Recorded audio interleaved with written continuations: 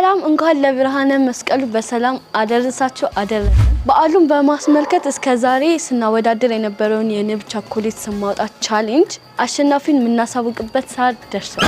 በዚህም ቻሌንጅ እስከዛሬ ድረስ ከ700 በላይ ሰዎች የንቡን ስም ለማውጣት ተሳትፈዋል። ታዲያ አሸናፊው የተመረጠበት ሶስቱ መስፈርቶች የመጀመሪያው ለአጠራር ቀላል መሆኑ፣ ሁለተኛው ደግሞ ሀገርን የሚወክል መሆኑ፣ ሶስተኛውና የመጨረሻው ደግሞ ንብ ቸኮሌትን የሚገልጽ በመሆኑ ማን ያሸነፈ ይመስላችኋል?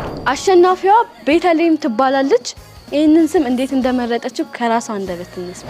አሸናፊውን ከመግለጻችን በፊት ግን በዚህ ውድድር ለተሳተፋችሁ ሰዎች በሙሉ ንብ ቸኮሌት ከልብ ያመሰግናል። ቤትዬ በመጀመሪያ እንኳን አደረሰሽ። እስኪ በንብ ቸኮሌት ቻሌንጅ ውስጥ እንዴት ለመቀላቀል አሰብሽ? ፕላስ ደግሞ እንዴት ስሙ መጣለሽ የሚለውን እስኪ ባጭሩ ለተመልካቾቻችን ንገሪ። እሺ እንኳን አብሮ አደረሰን። የንብ ቸኮሌት ተመጋቢ ነኝ። በጣም ነው የምወደው ንብ ቸኮሌት። ፕላስ ይህን ስም እና ቻሌንጁን የተወዳደርኩበት ምክንያት ደግሞ የአባቴ ስም ሲቆላመጥ ይህንን ስም ነው የሚሰጠው። ፕላስ ህጻናት አባቴን የሚጠሩት በዚህ ስም ስለሆነ ነው። ይህንን ውድድር በማሸነፍሽ ደግሞ ምን እንደተሰማሽ ንገሪ። መልካም። እሺ በዚህ ታሪካዊ ቻሌንጅ ላይ በመሳተፊና በማሸነፌ በጣም ደስተኛ ነኝ። በጣም ነው የምወደው ንብ ቸኮሌትን። አመሰግናለሁ በጣም።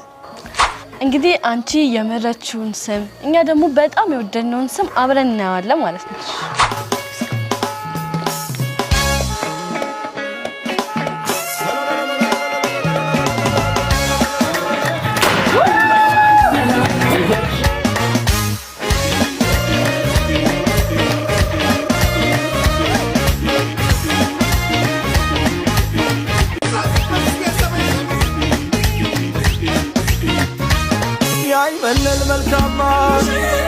መልካማ የዋጮ መልካማ